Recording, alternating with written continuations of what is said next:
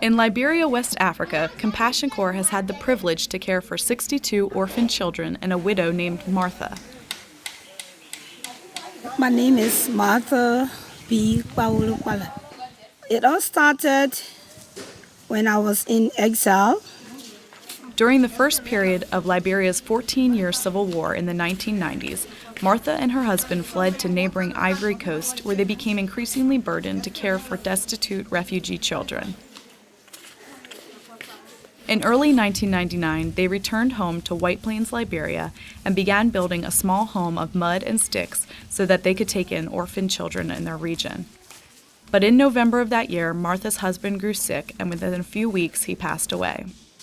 And then I had to continue the work alone. Martha decided to carry on alone, believing that God had called her to this work.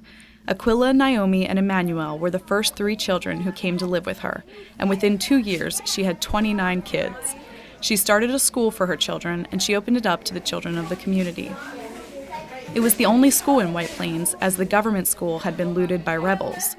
War flared up again, and by May of 2002, she and the children had to leave their home and find refuge at the nearby Methodist Retreat Center, which was well hidden in the rainforest. For several months, they lived there on almost no food at all. One evening, a short time after having moved back to their home, she and the children had gone to bed and heavy shooting began. All of the kids ran to Martha. Together, they recited the Psalms that they had been memorizing. It got so severe, the house began to shake. We ran into another room. And then David was across the road. He knocked on the door. He said, "Auntie," I said, "Yes." He said, "We have to get out of here." The older children grabbed the younger ones and they ran to hide in the bush as the shooting intensified. Not being able to go home, they again took refuge at the retreat center, but this was no longer a safe place. A rebel who called himself Next to God found them there and wanted to take one of Martha's older daughters as his wife. Martha refused, but he threatened to come back soon. At 4 a.m. the next morning, Martha took all of the teenage girls, and she walked for 3 days to Monrovia to get them to safety, then returned and walked with the rest of the children to get them out of danger as well.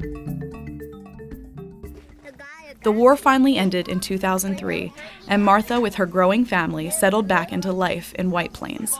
There the children attend school, do chores, play together, and operate as a family, all 62 of them now. Food is often scarce.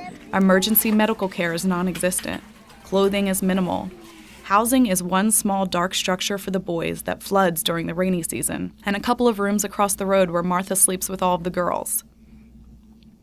Slowly, the country is rebuilding from the years of devastation, but with progress comes destruction too. As electric lines go up and roads are built, houses are marked for demolition. Among those houses is the place where Martha lives with the girls. Responding to the impending danger, Compassion Corps was able to negotiate a year's lease for all of the children to move to the retreat center, the same place that had been a refuge for them during the war.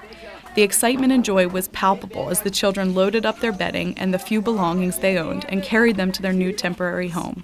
There was singing and dancing and hugging and tears of joy on the part of both the Liberians and the Americans.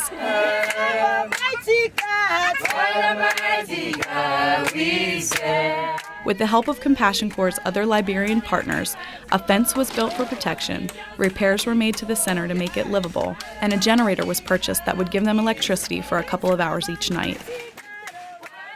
Our 62 children will be having a beautiful campus. I want to bless God for them. We appreciate Compassion Corps. I don't know what to say. To God be the glory. I'm happy, and I'm happy. But that's not the end of the story. Martha and her kids are only able to live at the center for 1 year. By July 2014, they must have a new place to go. Martha's father left her a plot of land, and it's on that land, not far from her school buildings, that a new home will be built, along with a chicken coop that will provide them with a profitable business and gardens that will allow them to grow their own food. And this is where you can help. Will you join us in our task? What can you give, or maybe do without, to help give these children and their amazing mother a permanent home? Together, we can make a difference that will impact these precious lives for many years to come. We pray that God will continue to expand this work, that many needed children in our country, Liberia, Africa, and the world at large